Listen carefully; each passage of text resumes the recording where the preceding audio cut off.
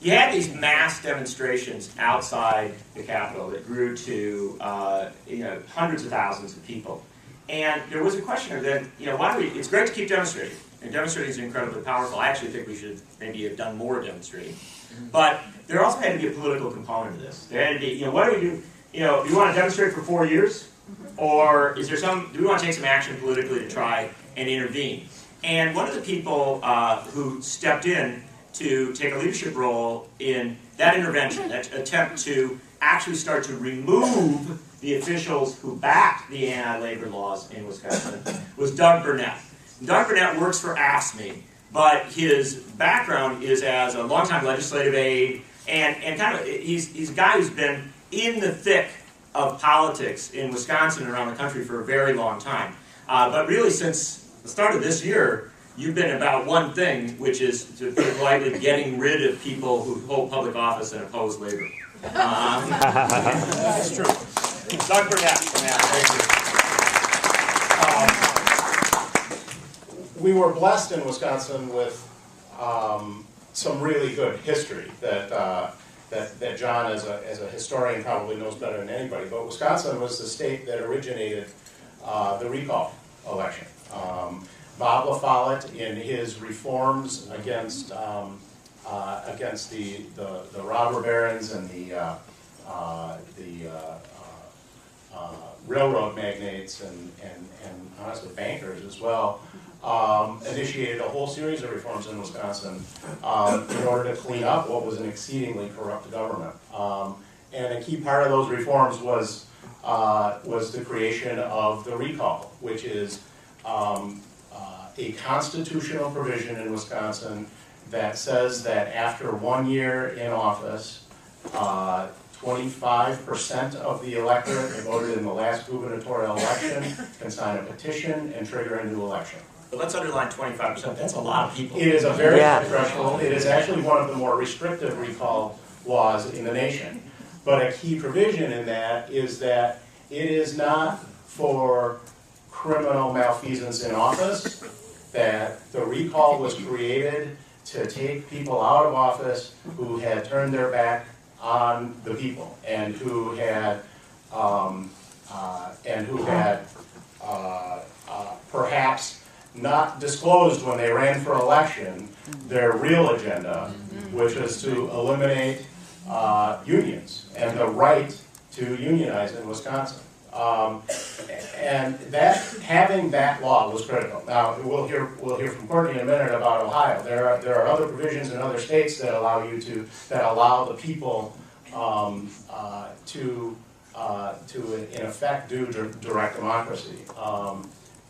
But we in Wisconsin were blessed with the recall, and so we've always been. I work for AFSCME, and our members.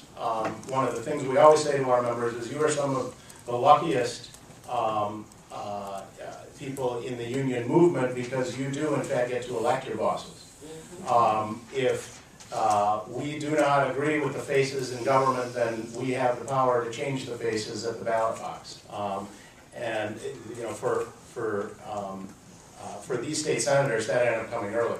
One of the things that's missed in the whole recall fight in the history of it is, in fact, we were working very, very hard with moderate Republican state senators in an effort to persuade them that taking away workers' rights was not the way to solve our economic problems. And in fact, we agreed to very substantial concessions, essentially all of the economic concessions that Governor Walker had asked for. And in the end, it became very clear that the agenda was simply to take away the rights, that it wasn't about the budget. But what in our work with these Republican senators, all of us across private sector, public sector, we were not using the word recall. It, of course, was in the back of our minds, but for anyone who's ever tried to lobby a legislator, if you go tell them you're doing a recall, they're not going to have a real open door. Well, they're also not going to leave you. Right. They're going to think you're just talking. To be clear, the recall in Wisconsin has only been used successfully on a state legislator twice since 1920 something. Well, actually now 4 times. Yeah. Well, we're up there. Yeah. But I mean, it was in fact the Republicans when the Democratic senators left the state. It was a Republican group that filed recalls against all of the Democratic senators who were eligible, all 8 of them. That was done in like the second or the third week in February, and you know, we did not in fact choose that recall fight. And we didn't choose the fight over over collective bargaining. They chose it. But then once they chose it, and once we understood the magnitude of the movement that had been created in Wisconsin, we joined it in a big way. We then filed in March, first week of March, recalls against all 9 of the eligible Republican senators. And by the time we were done, 2 of those senators were gone. The Republicans failed to collect signatures on 5 of the 8 Democrats that they had filed against. And all 3 of the Democratic senators who had left the state were reelected decisively.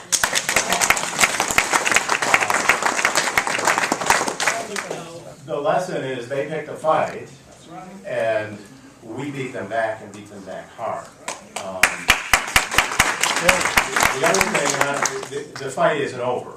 The fact is Scott Walker was not eligible for recall because he had just been elected. There were several more state senators who were not eligible for recall who become eligible in January. And the fight in 2012 in Wisconsin is going to continue, and that's, I think we might get to some of that in this panel, John. Yeah, but I think I'll wrap with just a little history lesson on recall in Wisconsin. Thank you to Doug Burnett, and also Doug. Can we just emphasize? I always want you to say this one final component of it. All of the districts where recalls were held, Democrats or Republicans, were districts that had voted for Scott Walker in 2010.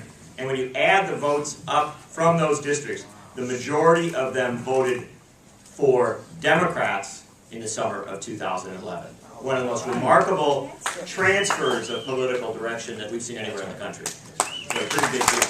Cool. Now, Ohio does not have, and this is Wisconsin. We're talking Wisconsin. We all love Wisconsin. 7th generation. But nothing about the Wisconsin fight was unique to Wisconsin. In fact, when our wonderful governor, Scott Walker, got on the phone